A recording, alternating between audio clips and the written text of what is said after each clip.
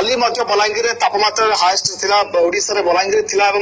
आज कि तापमात्रा रही आज सामान्य आश्वस्ति मिली ना काली जगह आज ठीक से लोक मैंने अस्तव्यस्त होती खरारे देखो पूर्व आश्वस्ति मिलवार कौन चान्स ना आज तो गत काली अधिक गरम लगुच आम ये ठिया हो पारुनु एमती गरम होची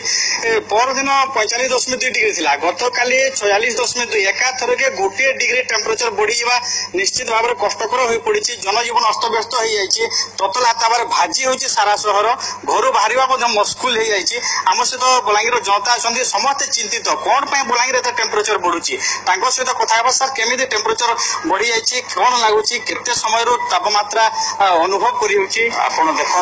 जो गत सप्ताह है जो अग्नि वर्षा होची मो जानिबारे गत 50 वर्ष भितर मे मासरे एमती खरा केबे ही नथिला आउ जनजीवन पूरा अस्तव्यस्त हो जाउछंदी सकाळ 8 बजे रु संध्या 6 पर्यंत घर बाहरिबा मुश्किल हो जाउची रास्ता घाट देखंतु खाँ खाँ हो जाइए यार एकमात्र कारण होची ए जो सब रास्ता ऊपर सब कंक्रीट ढालिक रास्ता तैयारी करछंती ए जो रास्ता चौड़ा करवा आଳରେ जो सब बलांगीर बड़ बड़ 200 वर्ष पुरातन गछ सब काटिदेले झंकालिया गछ सब छाई करदेला रास्ता मानकू एवं से सब छाई न पाई से रास्तार पिचुर जो गैस बाहर से गैस द्वारा प्रदूषित हो खरार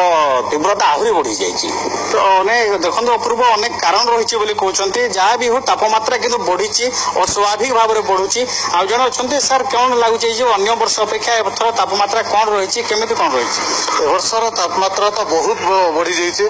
असह्य हो जाए अन्य वर्ष तो आम मे मसरे खरा होता आम जानूलु किंतु बहुत कम समय लगे रोला बर्तमान तो सका खटू उठला बेलू राति 9टा 10टा पर्यंत गरम प्रभाव रोचे एवं विशेषकर 8टा पर एवं संध्या 4टा पर्यंत असह्य गरम एवं बलांगीर बोधे बेसी गरम होगी रास्ता प्रशंसक ना मन इच्छा गछ सब कटाईगला कौन सी जगह छाई टिके नहीं रास्ता चलवाटा मुश्किल हो गलान मोटरसाइकिल तो लोक जाइन पार चलिक काण जीव ता सांग ये असह्य गरम अस्तव्यस्त हो गला जीवन तो ये जो रास्ता प्रशस्तीकरण ना गछ कटागला से गोटे कारण बोली दायी कर जन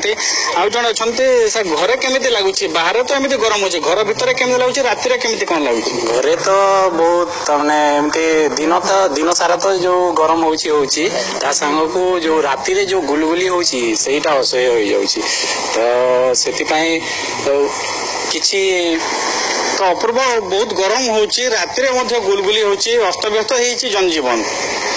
बहुत बहुत धन्यवाद घटेश्वर मिश्र जे कि सीधासलख चित्र देखा आमको बलांगीर काली भली आज